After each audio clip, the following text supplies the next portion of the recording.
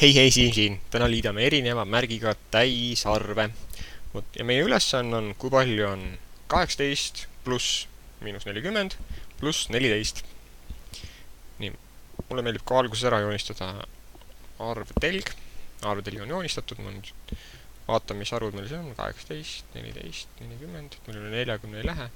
Võib-olla selline 10 oleks, paneme nulli paika kõigepealt, siis 10 oleks ühe selle hüppeväärtus või ühe pikkuse väärtus, selle pikkuse väärtus oleks siis 10. Nii, ja vaatame siis, ärme kõik arvutust kohe alguses võtame selle esimese poole siit. Ehk siis me otsime, palju on 18 pluss, see on siis miinus 40, ja palju see nüüd võrdub. Nii, otsime siis, alustame sellega, et märgime kõigepealt nende asukohad ära. Et siis saame võtta, et me peame nüüd, seda võib ette kujutada kui pikkustena, et me võtame 18 pikkust ja nüüd 18 pikkusele paneme juurde 18 pikkusest läheme vähemaks 40 pikkuse võrra. Ehk siis kanna selle kohe 18 peale, et 20 on 10, 20 on see. Nii, see on 20, vaid see on 18 juba. See on kollasega märgitud. Ja miinus 40 pikkus on meil 1, 2, 3, 4. Ehk siis siin kohas peaks meil olema see 40. Ehk siis see pikkus on siin 40, miinus 40. Ehk siis see on nagu pikkus vähemaks. Ma teen selle pikkuse siia ka ära. Ja see 18 pikkus oli siis niisugune.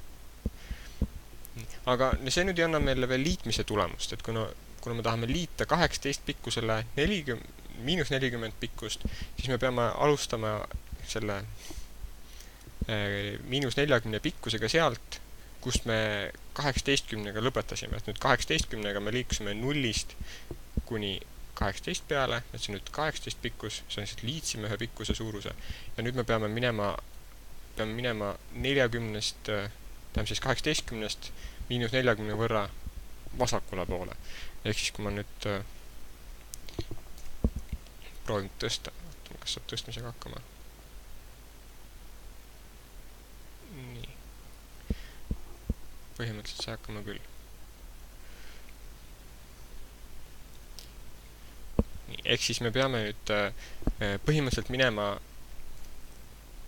siia poole, selle miinus 40-ga, et see alustab samast kohast, kus see 18 oli, ja nüüd me läheme siia poole ja saame, ja nüüd see koht siin peaks olema nüüd meie see otsitav pikkus,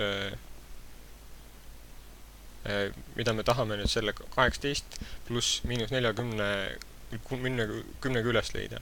Ehk siis me peame leidma 0-st, kaugel see on siin koha peal. Ehk siis mis see on? Kui sa nüüd vaatad neid pikkuseid ja jälgid neid, siis see on 40, 18. Kuidas me saame nüüd nendest kahest pikkusest teada selle pikkuse, selle valge kriipsu pikkuse? See peaks üsna selge olema, üsna läbinähtav, et see on 40 miinus 18, sest 40 on see pikem kriips ja 18 on väiksem, ja kui me 40-18 lahutame, siis me peaks selle lühema kriipsu pikkuse saama. Ja see võrdub 22. Ehk siis selle koha suurus siin on, aga see ei ole nüüd 22, sellepärast et 22 oleks siinpool, 18 siinpool. Aga kuna see on midagi puudu või vähem ikkagi, kuna 40 on suurem kui 18, siis 40 on miinusmärgiga, siis me oleme ikkagi puudu veel. Nii, miinus 22. Nii, aga see nüüd ei ole veel kõik, me võime selle miinus 22 siia ära kirjutada. Miinus 22. Ja nüüd me otsime, tahame liita sellele 14, ehk siis miinus 22 pluss 14. Ja see nüüd annab selle sama vastuse, mis meil siia vaja leida on. Nii, aga kus meil see nüüd 14 on? Et paneme 14 pikkusega paika, et me läheme 14-ga lähme positiivses suunas. Ehk siis pikkus peab algama siit, kus see 22 oli, ja nüüd minema positiivses suunas. ehk siis me peaksime siia poole minema. Panen pikkus enam-vähem, ta peaks olema nii, et 18 on kuskil nii pikk, et silma järgi enam-vähem peaks see punkt meil, mis meil otsitav punkt, peaks nüüd meil siin kohas olema. Kirjutan siia ka, et selle pikkus on 14. Ja algab siit. Ja nüüd sarnaselt eelmise korraga nüüd me otsime seda pikkust siin ja otsime seda punkti, et kui me leiame selle pikkuse, siis me saaksime selle punktiga kätte üsna lihtsalt. Et nüüd samamoodi nagu eelmine kord, meil on samamoodi olemas see suurem lõik on 22 seekord, mitte 40, 22 ja nüüd see väiksem on 14, millega me saame teada selle arvutuse, palju on selle punase kriipsu pikkus ja see on 8. Seda võib väga lihtsalt teha näiteks, et teeme näiteks selle 9, siis see on 12, mitte 2, et me võtsime 10-lise ära lihtsalt ja 12 miinus 4 on 8, 1 miinus 1 on 0, ehk siis 8.